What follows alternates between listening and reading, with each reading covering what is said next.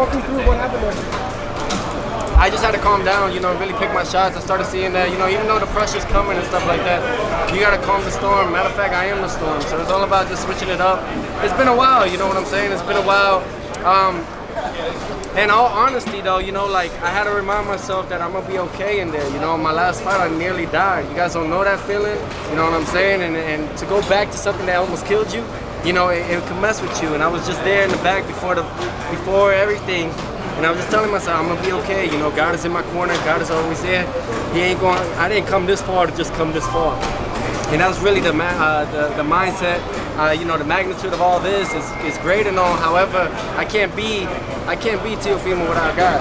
When did you finally answer those questions for yourself in the fight itself? Yeah, you guys don't know what it is. You guys don't know how it feels. You know what I'm saying? Like, you guys see it from the outside perspective, but when you're out there, you're taking the shots, and you got somebody that's coming at you. You got to use your lungs again. When you blew up your lungs in the last fight, and that's pressure. That's a lot of pressure. And pressure, it's like it's against all odds at that moment. A lot of people don't really tap into that, and I don't care if they say it's excuses. I didn't know kids with asthma is an excuse. You know what I'm saying? So it's all about just really taking it from this point forward.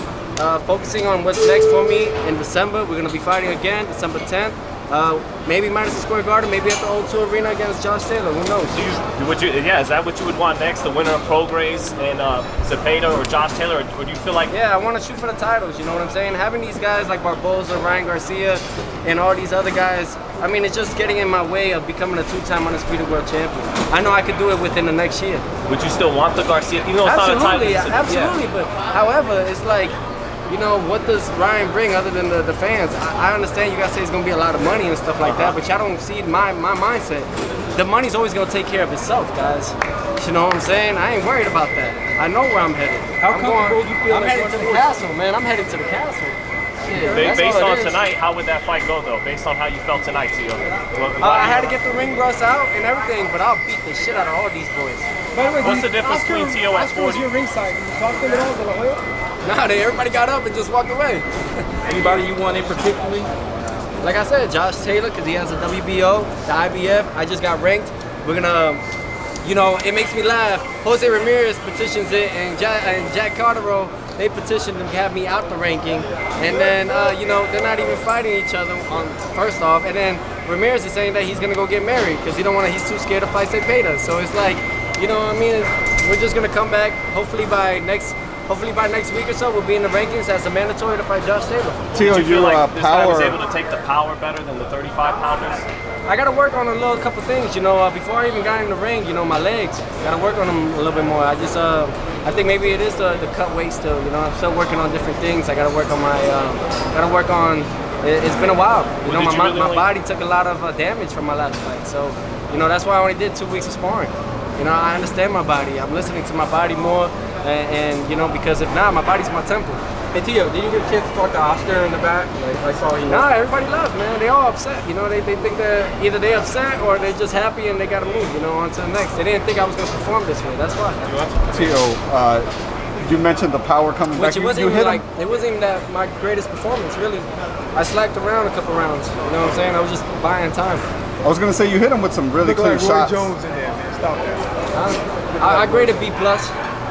But after like 9 months or so, what can you expect? You know what I'm saying? So it's all about now just focusing on, look, I haven't seen my kid in about 2 months. I had to deal with mental issues on that part with the fact that my son's mother was saying that I lost because I wasn't with her. You know what I'm saying? That's brutal. That's brutal. Well, hey, shit, like Rick Ross and all them say, you wasn't with me shooting in the gym.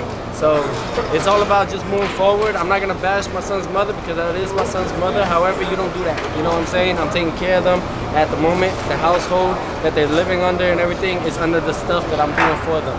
So, at least for my son, not even for her. It's for my son, and I just can't wait to see him tomorrow. Did this win do something for you, feeling positive after all this dark stuff going on the last almost year? Yeah, man, what happens is like you give people too much. When you give them an inch, they want a foot. They don't want a mile, they want a foot, and then another foot. And it's all about, I gave someone so much of me, and I lost part of me on that part. Now I'm just coming back, collecting it, and it's tough, man, it's tough. You know, it's really tough, but all things are possible with God. Like I said before, with God, anything is possible. And I'm just focused on that now. Tio, were you able to resonate with something with Danny Garcia a few weeks ago? You know, he kind of like spoke for fighters. Listen, like even like what Odell said, and I think he got a lot of backlash out of it. You just gotta go and do it, man. Ain't no mental issues out there. You just gotta go out there and do it. You gotta just rely on God. Whoever your God is, rely on that.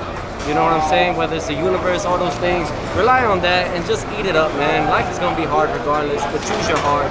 You know, I noticed with these people in these worlds, it's like, I know I'm over speaking. However, it's like this. I mean, everyone has a 9 to 5, regardless of what we look. But it's what you do after that 9 to 5 that's gonna set the difference.